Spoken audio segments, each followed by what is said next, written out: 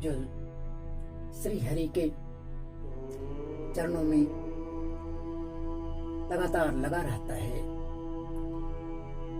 उसकी स्थिति उसे स्वयं श्री हरि ही संभाल लेते हैं। किसी भी विपत्ति में वह नहीं फंसता।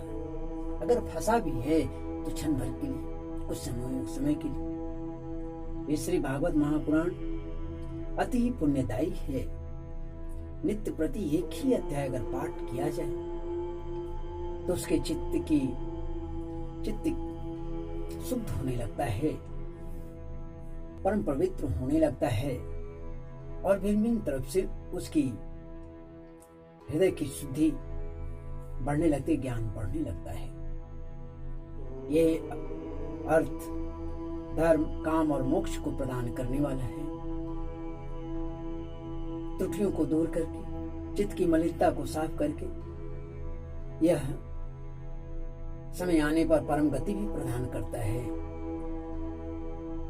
इसलिए मनुष्य को निरंतर ही इसका सेवन करनी चाहिए, सुनना चाहिए। आज मैं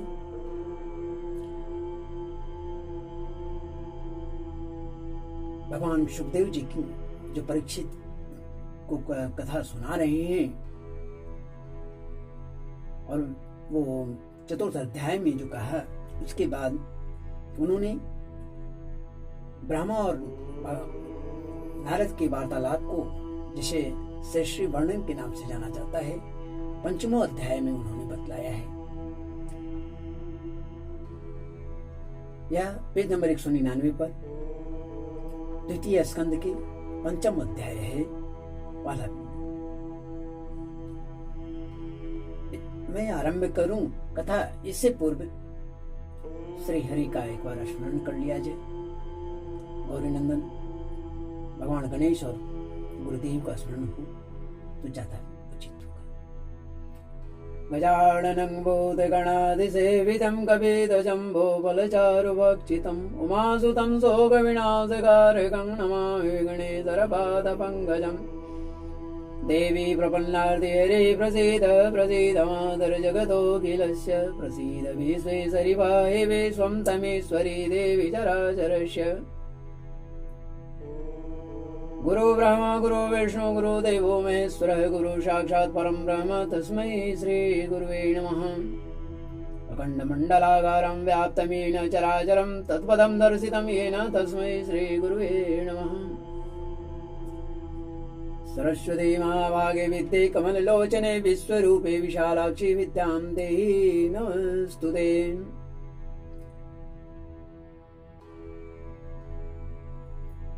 एक बार नारद मुनि ने ब्रह्मा जी से पूछा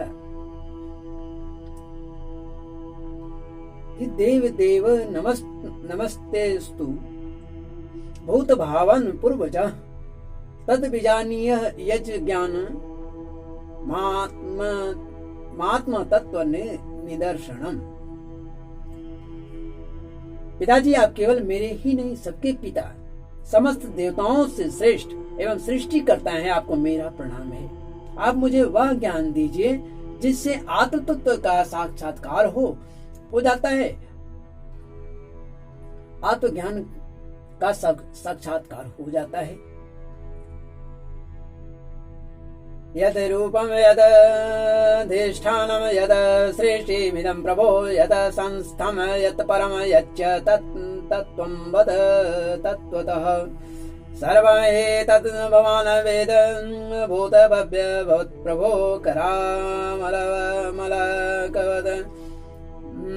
करामलकवद विश्वं विज्ञानावसितं तव यद विज्ञानो यदाधारो यद परस्तव यदात्मकः एक सृजसि भूतानि भूतैरिवात्म मायया आत्मन भाव्यसेतानि न पराभावेन स्वयं आत्मशक्तिम् अवष्टभ्यम् ऊर्णनाभिरिवाक्लम् नाम वेदवं परम यस्मिन् न परं न समं विभो नाम रूप गुणैर्भाव्यं सद किञ्चिदन्यतः स भवान् चरत घोरम यत तपसु समाहित तेन खेदयसे नस्त्वं परासङ्गां प्रयच्छसि एतन्मे पृच्छत सर्वं सर्वज्ञ सकलेश्वरः विजानीह यथैवेदमहं बुद्धेनुशासितः।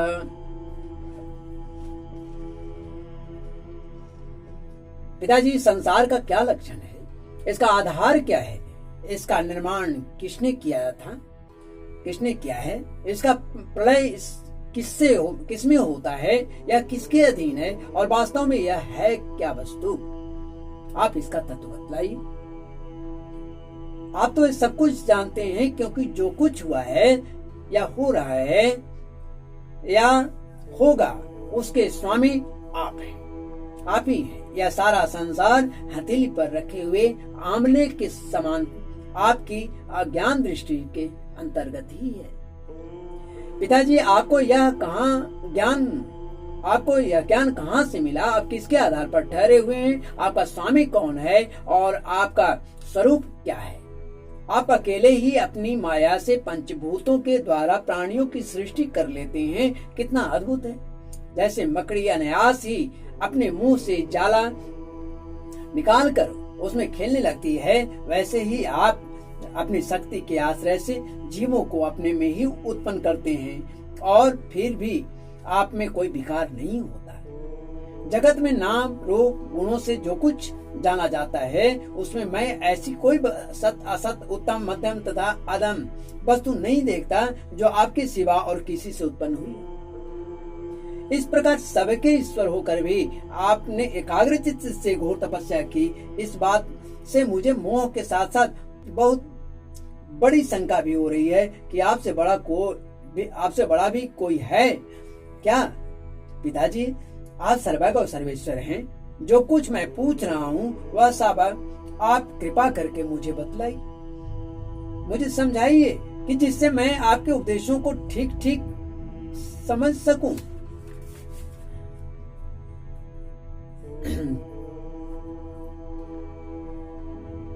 Page number 200।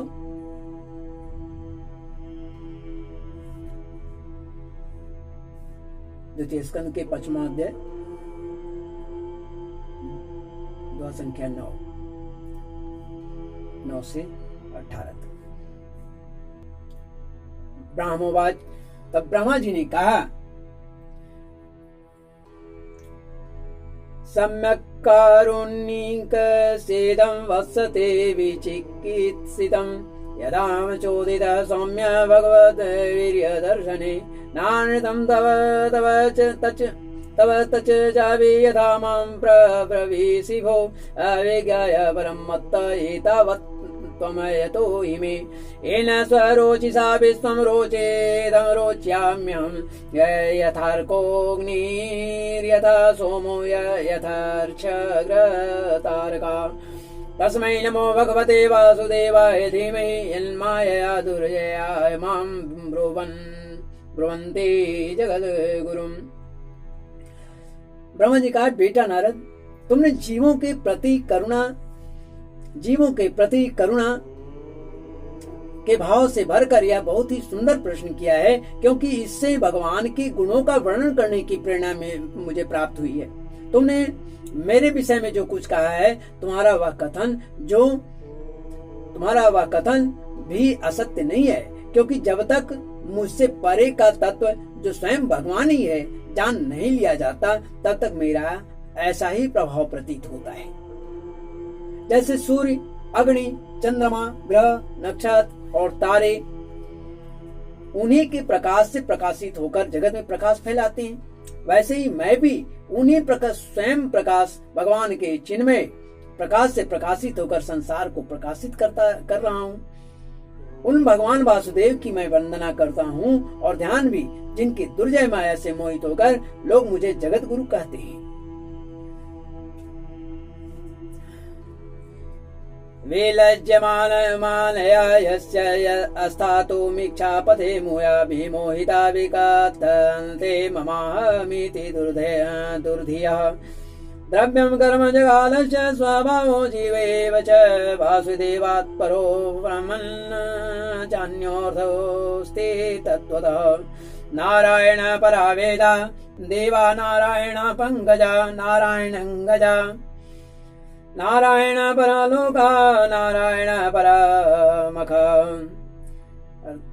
पुनः नारायण परा वेदा देवा नारायणं गजा नारायण परा लोका नारायण परामख नारायण परो योगो नारायण परम तपः नारायणं परम ज्ञानम नारायणं परागति।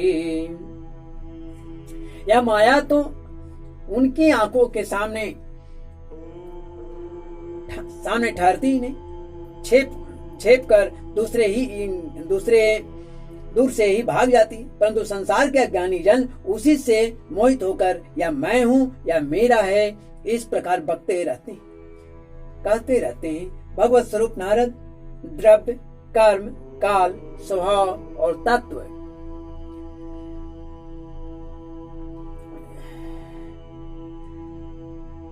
स्वभाव और जीव वास्तव में भगवान से भिन्न दूसरी कोई भी वस्तु नहीं है।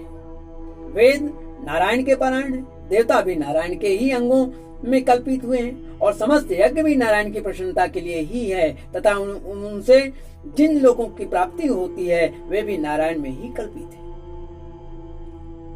सब प्रकार के योग भी नारायण की प्राप्ति के ही हेतु है। सारी तपस्याएं नारायण की ओर ही ले जाने वाली है। ज्ञान के द्वारा भी नारायण ही जाने जाते हैं।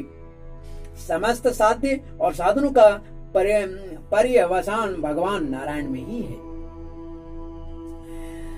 तस्यापि द्रष्टुरि सस्य कुटस्थस्याखिलात्मनः सृज्यम सृजामि सृष्टोऽहमेक्षयेवाभिचोदितः सत्त्वं रजस्तमः इति निर्गुणस्य गुणाश्रयः स्थिति सर्गनिरोधेषु गृहीता मायया विभो।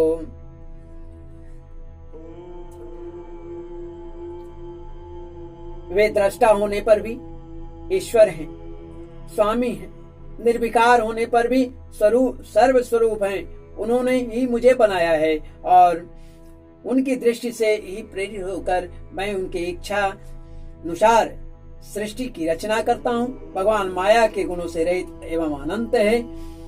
सृष्टि स्थिति और प्रलय के लिए रजोगुण, सत्वगुण और तमोगुण ये तीन गुण माया के द्वारा उनमें स्वीकार किए गए हैं। कार्य कारण कर्तृत्वे द्रव्य ज्ञान क्रियाश्रया वदनन्ति नित्यदा मुक्तं मायिनम पुरुषं गुणा स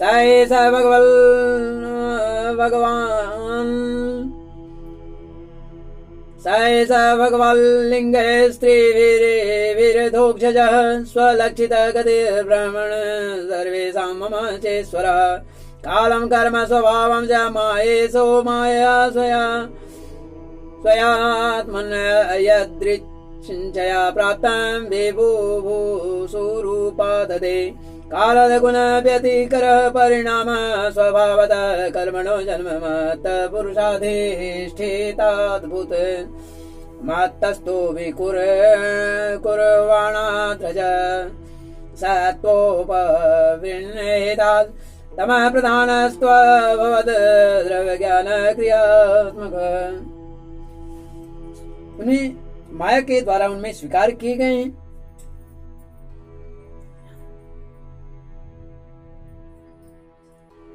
पेज नंबर 201 चतुर्थ पंचम अध्याय के 1929 श्लोक नंबर।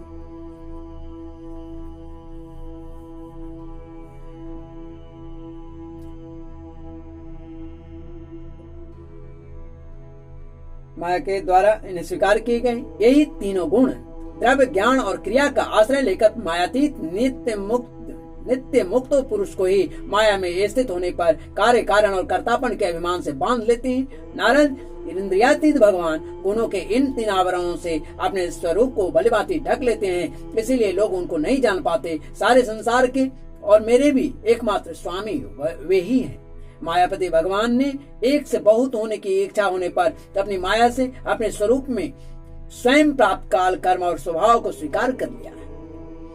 भगवान की भक्ति से ही काल ने तीनों गुणों में क्षोभ उत्पन्न कर दिया, स्वभाव ने उन्हें रूपांतरित कर दिया और कर्म ने महत्त्व को जन्म दिया।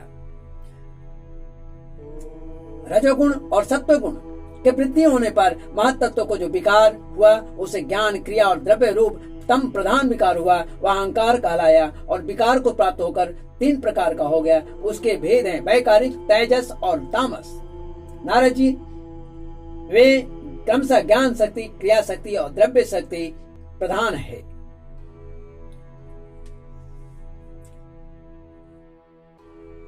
स्वहंकार यदि प्रोक्तोन्मे विकुर्वन् समभूस्त्रिधा वैकारिकस्तेजसश्च तामसश्चेति यद्भिदा द्रव्यशक्ति, क्रियाशक्ति, ज्ञानशक्तिरिति प्रभु। तामसादविभूतादेर्विकुर्वाणादन्दभुन्नभ तस्य मात्र गुण शब्दो लिंग यद द्रष्टु दृश्ययो नवशोध विकुर्वाणादभूत स्पर्श गुणो नीलः परान्वयाच्च शब्दवांश प्राण ओजसो बलम् वायुरवि विकुर्वाणात्म काल कर्म स्वभावतः उदपद्यत तेजो वैरूपवत् स्पर्श शब्दवत् तेजसस्तु विकुर्वाणादासे दम्भो रसात्मकम् स्वरूपवत् स्पर्शवच्चाम्भो घोषवच्च परान्वयात् विशेषस्तु विकुर्वाणा दम्भसो गन्धवान् भूत् परान्वयाद रस स्पर्श शब्द रूप गुणान्वितः।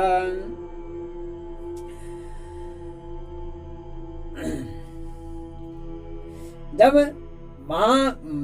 पंच महाभूतों के कारण रूप तामस अहंकार में विकार हुआ, तब उससे आकाश की उत्पत्ति हुई। आकाश की तन्मात्रा और गुण शब्द है। इस शब्द के द्वारा ही दृष्टा और दृश्य का पुरुष होता है। जब आकाश में विकार हुआ तब उससे वायु की उत्पत्ति हुई। उसका गुण स्पर्श है। अपने कारण का गुण आ जाने से यह शब्द वाला भी है। इंद्रियों में स्फूर्ति, शरीर में जीवन शक्ति, ओज और बल इसी के रूप में है। काल, कर्म और स्वभाव में से वायु में विकार हुआ, उससे तेज की उत्पत्ति हुई। इसका प्रधान गुण रूप है।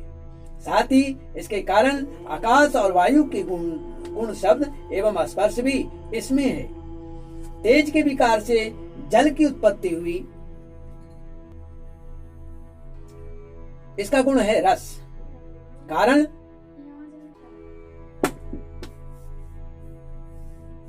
इसका कारण रस।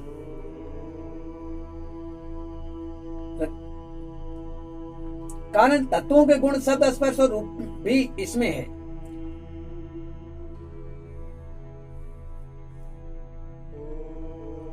जल के विकार से पृथ्वी की उत्पत्ति हुई। इसका गुण है गंध। कारण के गुण में कहा जाते हैं। इस न्याय से शब्द, स्पर्श, रूप और रस ये चारों गुण भी इसमें विद्यमान है।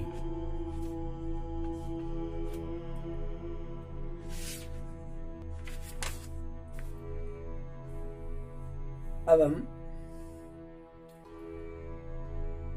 पेज नंबर 202 पंचम अध्याय के 30 से 39 दोहा तक पढ़ती।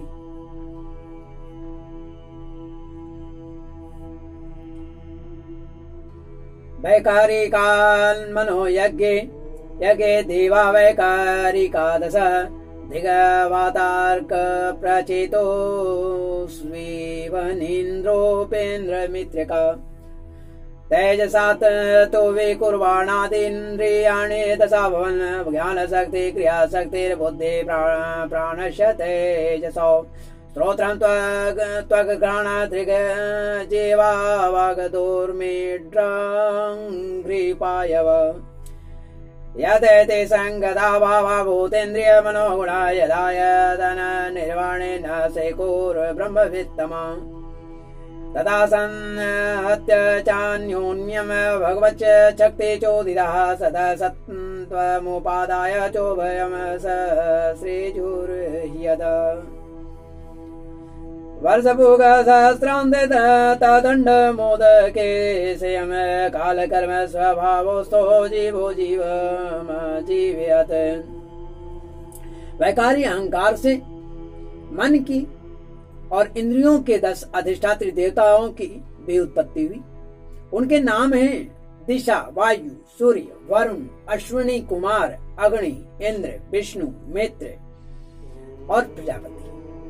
तेजस अहंकार के विकार से श्रोत्र यानी कान, त्वचा चमड़ी, तेज नेत्र यानी आंखें, जीवा जीव और घ्राण यानी सूंघने की शक्ति नाक। ये 5 ज्ञानेंद्रियां हैं एवं बात, बोली, हस्त, हाथ, पाद, पैर, गुदा, मलद्वार और ज्ञानेंद्रिय, ये 5 कर्मेंद्रियों उत्पन्न हुई है। साथ ही ज्ञान शक्ति रूप बुद्धि और क्रिया शक्ति रूप प्राण भी तेजस अहंकार से ही उत्पन्न हुए हैं। श्रेष्ठ ब्रह्मविद जिस समय ये पंचभूत इंद्रियां और मानव तत्व, मानव सत्व आदि तीनों गुण परस्पर संगठित नहीं थे, तब अपने रहने के लिए भोगों के साधन रूप शरीर की रचना नहीं कर सके।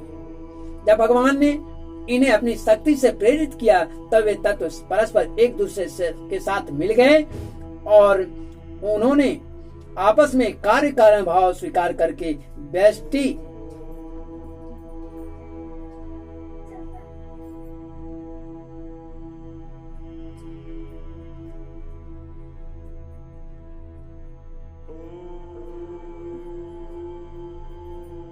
कारण भाव स्वीकार करके व्यष्टि समष्टि रूप पिंड और ब्रह्मांड दोनों की रचना की। वह ब्रह्मांड रूप अंडा 1 सहस्त्र वर्ष तक निर्जीव रूप में जल में पड़ा रहा। फिर काल कर्म और स्वभाव को स्वीकार करने वाले भगवान ने उसे जीवित कर दिया। सैव पुरुष तस्मादंडम निर्भिद्य निर्गत सहस्रोर्वंघ्रि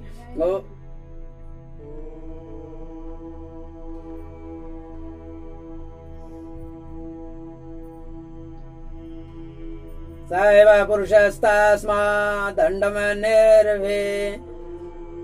निर्भिद्य निर्गतः सहस्रोर्वङ्घ्रिवावक्षः सहस्रानन शीर्षवान्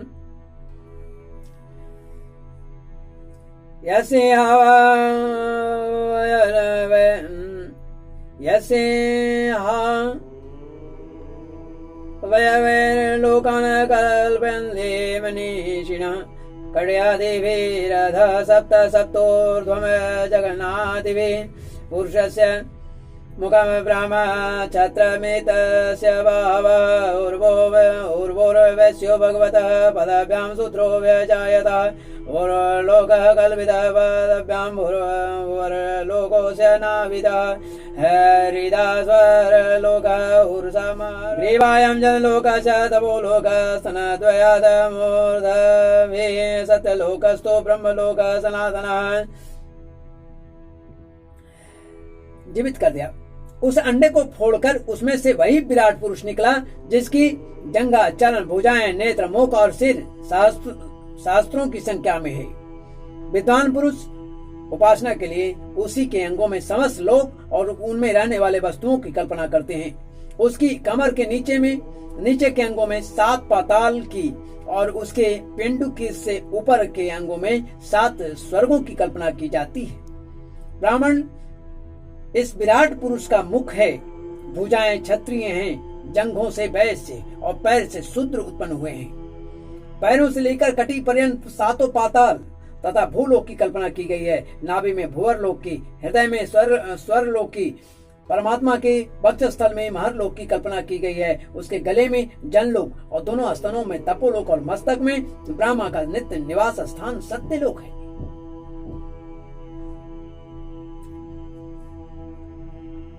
तत्कटयाम चातलम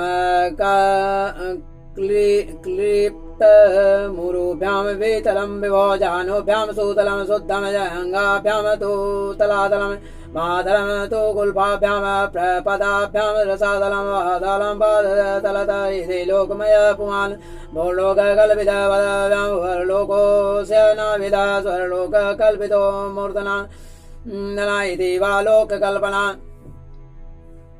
उस विराट पुरुष की कमर में अतल, जांघों में वितल, घुटनों में पवित्र सूतल लोक, जांघों में तलातल की कल्पना की गई है। एड़ी के ऊपर की गांठों में महातल, पंजे और एड़ियों में रसातल और तलुओं में पाताल समझना चाहिए। इस प्रकार विराट पुरुष सर्वलोकमय है। विराट भगवान के अंगों में इस प्रकार भी लोकों की कल्पना की जाती है। इस प्रकार कल्पना की जाती है कि उनके चरणों में पृथ्वी है, नाभि में भुवरलोक है और सिर में स्वर्लोक है। बोले श्री लक्ष्मी नारायण भगवान की जय। जगत गुरु भगवान भोलेनाथ की जय। जगन माता की जय। श्रीमद्भागवते महापुराणे पारमहंस्यां संहितायां तृतीय स्कंदे पंचमोऽध्याय। गोविंद जय जय